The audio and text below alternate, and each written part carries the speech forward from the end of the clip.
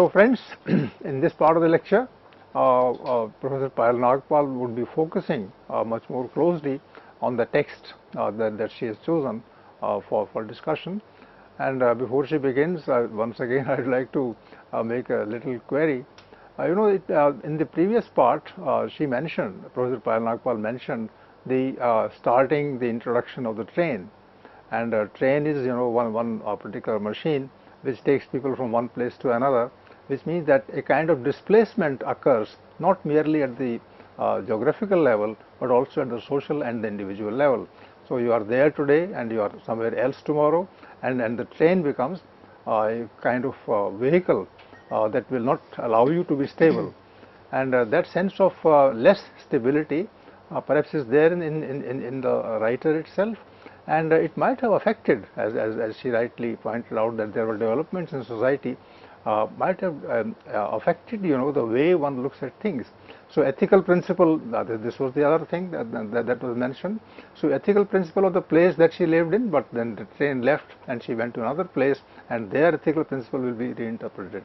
So sometimes space also, it's not just history, the space also affects the writer's sensibility, and that affect that influence can carry its own seeds of revolt, its own seeds of disagreement. So would you like to say something on this? Yes, these experiences are reflected pretty much in her novel The Awakening also, where she's looking at Edna Pontellier. But I think it's both things. It's less stability, as you said, but it's also more experience. She's, I think, also gaining exposure to different kinds of societies here, be it in Louisiana or be it in St. Louis, or her travels abroad, her stay in New Orleans after her marriage. So she is, I think, kind of absorbing all that, and that is something that's reflected in her writing. She is able to, create characters and their experiences both at the objective level and also at a very deep, emotional level. That sensitivity is there. So she's giving that range, I think, to all the characters here, even to Mrs. Mallard here. So I think this is also reflected in the story of an hour. So to proceed with the story of an hour, we were discussing the factor of wild abandonment, and how there is it can be counted as expression, that for the first time she's getting a chance to let go of all the rules and regulations that have bound her, and she can just express herself. And when the storm of grief subsides, she wants to be alone with her. Again, the very next sentence also is quite indicative of what the writer, what Kate Chopin is trying to really suggest here, which is that there stood facing the open window a comfortable, roomy armchair. Into this she sank, pressed down by a physical exhaustion that haunted her body and seemed to reach into her soul. So, with women critics who are reading this story, I think one of the things that emerges is, first and foremost, that the window is now open, that facing the open window there is an armchair, and she sits and she sinks into this armchair, facing the physical exhaustion, not of the event of the loss of husband, but probably the physical exhaustion of all the years that she has been married. And this touches her very soul. So as I said, that Kate Chopin is able to bring out not just the immediate response of the woman to a particular event, but how it affects her very soul, how she responds emotionally, what is her interior scape all about. She is able to bring that out. So she sees, and what does she see in front of her? So actually the window is open, and for the first time it's almost as if she's looking outside, and she's looking at, she could see in the open square before her house tops of trees that were there. She looks at the delicious breath of rain, and then there is a peddler who's selling his wares. She hears a song, which someone was singing, and that reached her. Sparrows who were twittering in the eaves. So, this she sees, and this attitude is life affirming. So, she's looking at the life that is ahead of her, and she's looking at a space that she has not been able to claim as her own. So if we look at what she sees outside of this window, be it nature, be it the peddler, be it the song, so these are different aspects of life that are now gradually kind of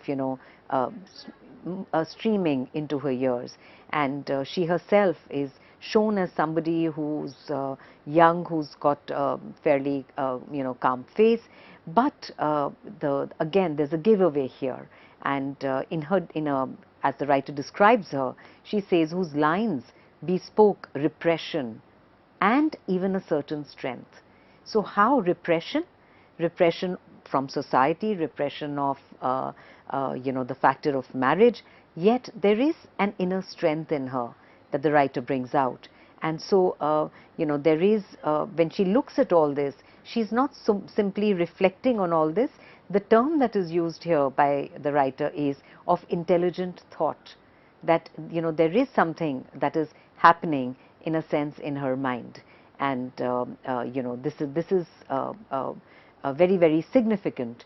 Again, I'd like Professor Prakash to comment here on how this is really, as I said, a 1,000-word story, but again the range that Kate Chopin is giving, I think, to the character is really remarkable.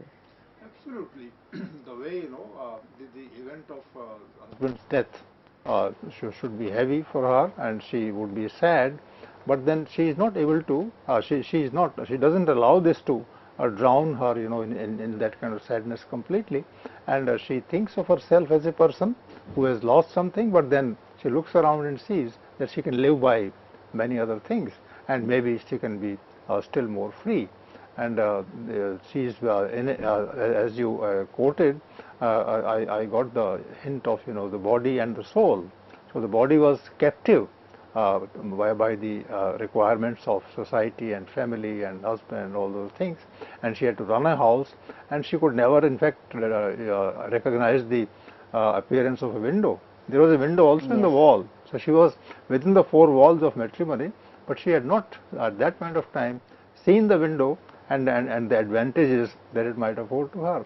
I think it's a beautiful symbol, and that window puts her in touch with the world outside, whether it's nature, whether it's ordinary life, where people come and buy, sell things, and then she thinks not of the life within the four walls, but of the wider world outside.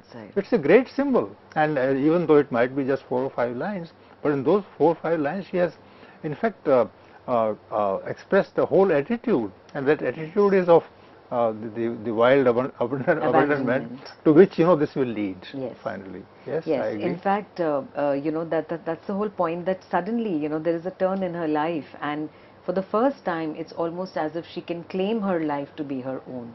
And that's the moment that she seizes. So if we look at there's another short story by Kate Chopin called The Emancipation, a Life Fable, which connects directly actually to the story that we are discussing. So it's about this bird that is in a cage, and suddenly by accident the door is open, and suddenly to see the life outside of the cage is very, very interesting. So I'll just share these lines from Emancipation. Awaking one day from his slothful rest, lo, the door of his cage stood open. Accident had opened it, and so there is dread at moving outside because one is unaccustomed. So out the opening he thrust his head to see the canopy of the sky grow broader and the world waxing wider. So does he live, seeking, finding, joying and suffering. The door which accident had opened is open still, but the cage remains forever empty. So there is this the same similar sense that one can actually see in this short story, the story of an hour. So just like Emancipation, which is a fable that one is looking looking to the sky, looking at the world out there, I think we see a parallel here in this story. So there is a sense that there was something that is going to change in her life, and again Kate Chopin is able to map this change in her character, and she says that there was something coming to her, and it seems as if, you know, she was waiting for it. What is this change? She probably does not know. It's maybe it's subtle, it's elusive to name, but as Kate Chopin puts it, she felt it creeping out of the sky, reaching towards her through the sounds, the scents, the color that fill the air. So it's in this moment of getting to be, in a sense, through the husband's death, to be outside of matrimony, in a sense, there is an effort to accept life the way it is in all its beauty. So there is a sense of change that is emerging, and this change, however, it is subtextual. You have to read between the lines to really understand what is happening.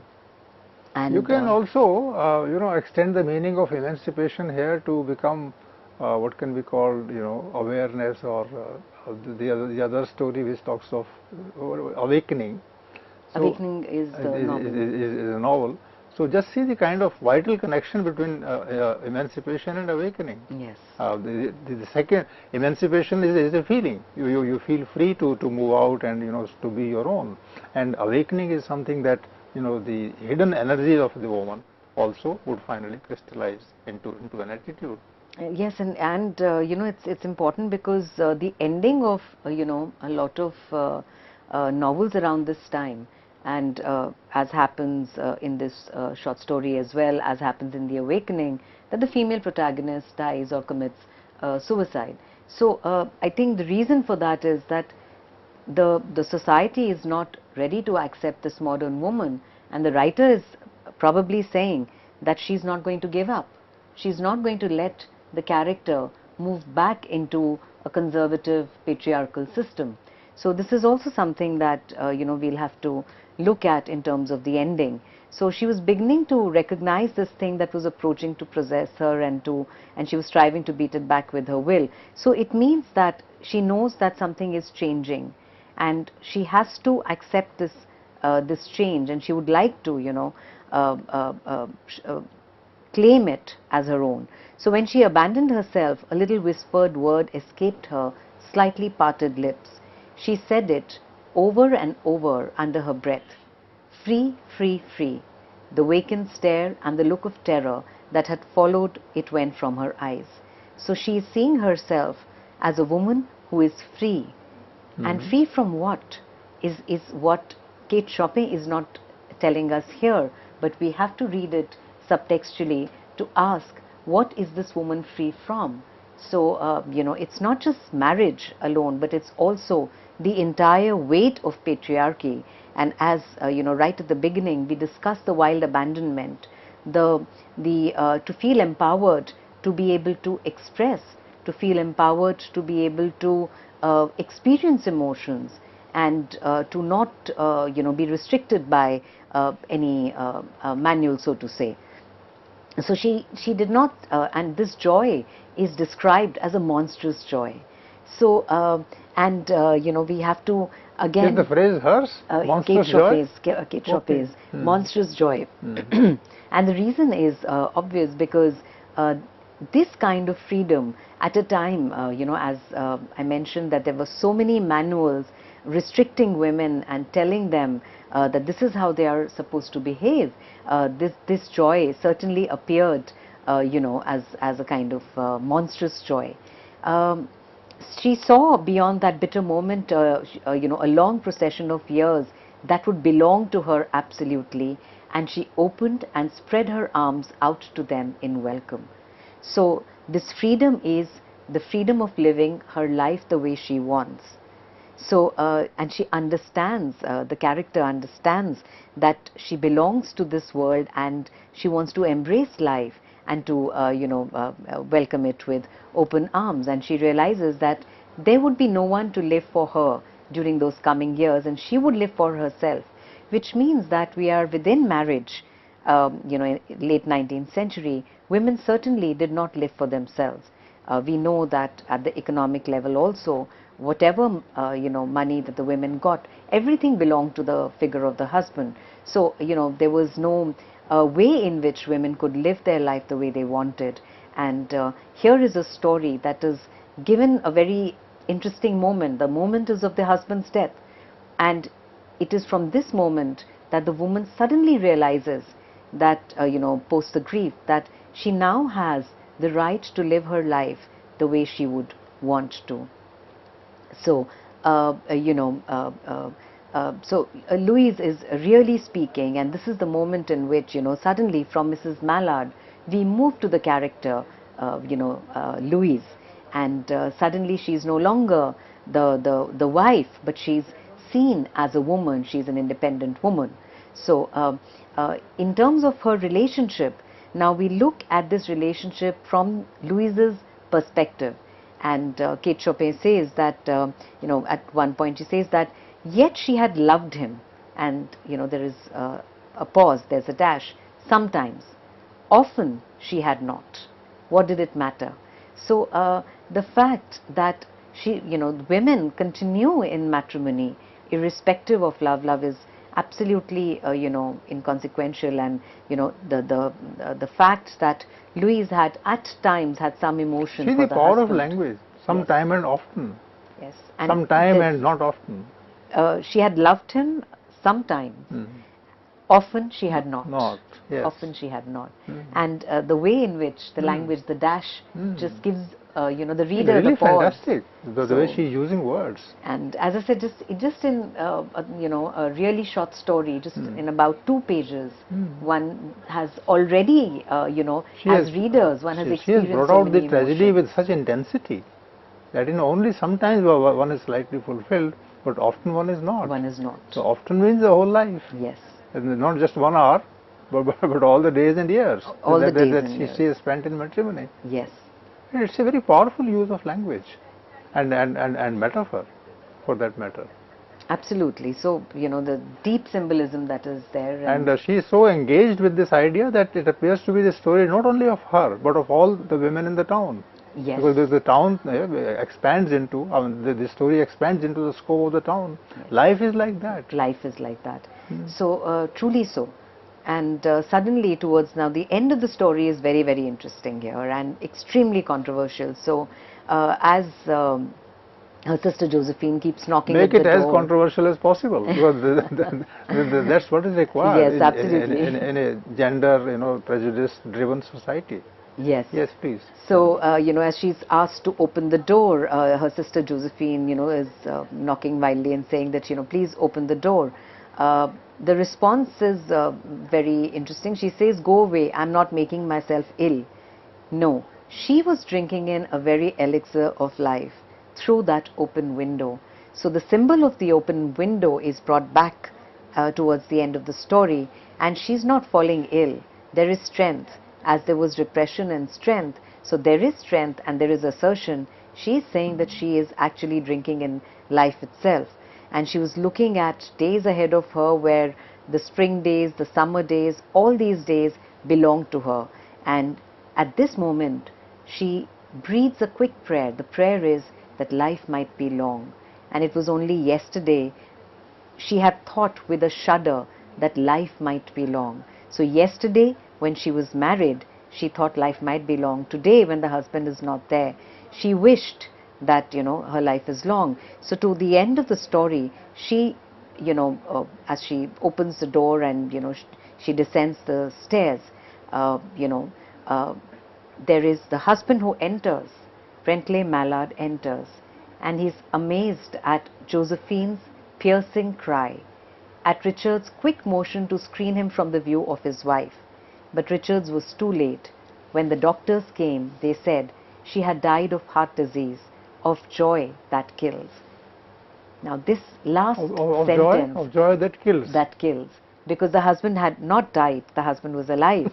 And this is, again, Kate Chopin's style. Professor Payal Nagpal, I believe that the story is not about, it's of course about feminism and about the pain and suffering of the woman, but it seems to be also a story about the general pain that is there in the hearts of all the deprived people. She's a deprived person. And there are large number of people who are not even women who are deprived of all those things. Because she is using the word life that very clearly. What is life? Life which is restricted is not confined only to women. It's also confined to the servants, let's say, to the workers outside, to the peasantry outside if it is there. Of course there is peasantry at that point of time. So it becomes a social story of a different kind, very sensitive, very telling, very biting, very negative in the best sense of the word. Uh, where this is true of Kate Chopin's, especially novel like Awakening and so on.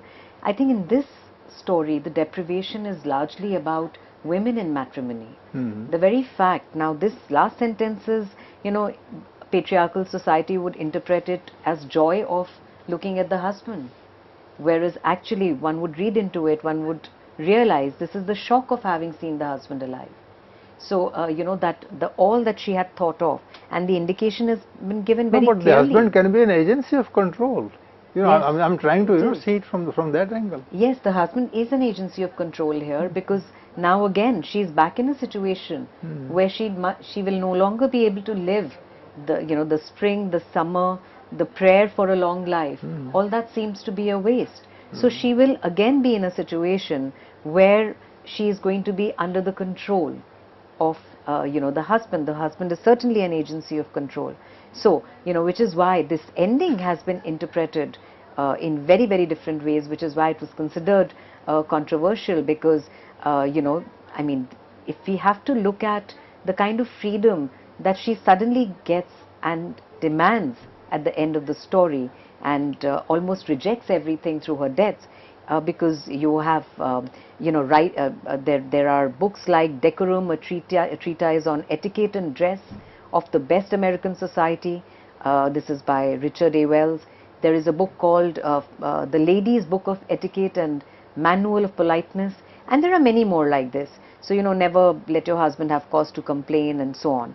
So these things have led to criticism being very, very divided. There are critics who say that there is a moment of self-assertion, but this moment is a selfish moment. And there is Lawrence Berkowitz, who says that this is a selfish moment, and which is why Berkowitz calls it fatal self-assertion. But I think the point is completely missed in this argument. This is a moment of self-realization that Emily Toth, her own biographer, understands very well, and says that this story is actually most radical and an attack on marriage, on one person's dominance over another. So the death is actually an occasion for understanding the kind of expectation that a society has from the woman. Her death is a rejection of all that, and it is the shock, really speaking. There is no joy. It is really the shock of having seen the husband, and the joy that she probably cannot get once he has returned. The news is, obviously the news was false, and the husband is still alive. So the conclusion, really speaking, of the story follows the thread still hangs. The thread still hangs, but she no longer wants to be a part of this, no longer wants to, really speaking, hang by that thread. Are there also elements in such stories, and particularly in this one, of the small town which is restrictive, and that perhaps in the larger urban surroundings things would have been different? Yes, it is there, but even in the urban surroundings, I mean, even when we look at parts of Awakening, there is this the conservative society, more so in smaller places, as mentioned, that the place where she actually stayed before coming back to St. Louis was a place which was more like a parish. So yes, it is there, but even within the urban society, the tie-up between matrimony and patriarchy is so deep that it does not give that kind of space, which is why, like this short story ends in death, so does the ending of Awakening, where the protagonist commits suicide, because there is no answer to her, really speaking, what she wants. You have used the word parish. So is there some hint of reference to the religion? Parish was only by way of, not really in the story, but only about by way of her life and how she was, when they had huge debts, she was part of a very small town society. So I think those experiences have also kind of But remained would there with be her. religion? Would there be a kind of belief that she doesn't want to enjoy? Uh, She would be more rational, more secular in the surroundings? Certainly, because I think when we talk about, which is why I'm also using the term patriarchy, because patriarchy, Patriarchy has a religion, religious sanction. matrimony, they all go hand in hand, which is why I'm not simply saying matrimony, I'm constantly bringing patriarchy in, because all these factors and many other actually, go together here. So, as mentioned that the ending again, in those days people found it very controversial and did not know how to react to it. So, I think over here it's quite clear, all the indications are given in the story, at both the textual and subtextual level, about how there is this desire in Louise to live her life with wild abandonment, with the way she wants, and not by the diktats of the society that tell her how she's supposed to behave, what she's supposed to speak, and to not have anything of her own. So 1880s and 90s were very, very was a period full of change, and Kate Chopin responds to this change. In fact, there are specific terms for the kind of writing, really speaking, that Kate Chopin engaged in, where she speaks in a covert voice. So this covert voice is important because she's the covert voice of the writer, gives agency, I think, to a character like Louise to come into her own and to speak. Please sum it up in 2 or 3 sentences. So I for think the benefit of the viewers. Kate Chopin's The Story of an Hour presents the story of Louise and her desire to look at life through that open window, where it seems that she has never really looked outside of it, and as the false information changes and the husband comes back, it is probably the shock of not being able to live life the way she wants that leads to her death, rather than the joy that kills. It is the joy that the real joy lies in the woman's demand of wanting to live the life the way she wants to.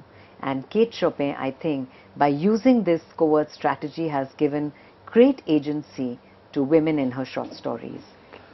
So friends, you would have seen that Professor Payal Nagpal is using all the soft words that are there in the language to explain that a woman in matrimony actually lives a life of pain, a life of suffering, and that the suffering can come to an end only when the restrictions of the institution can be taken away.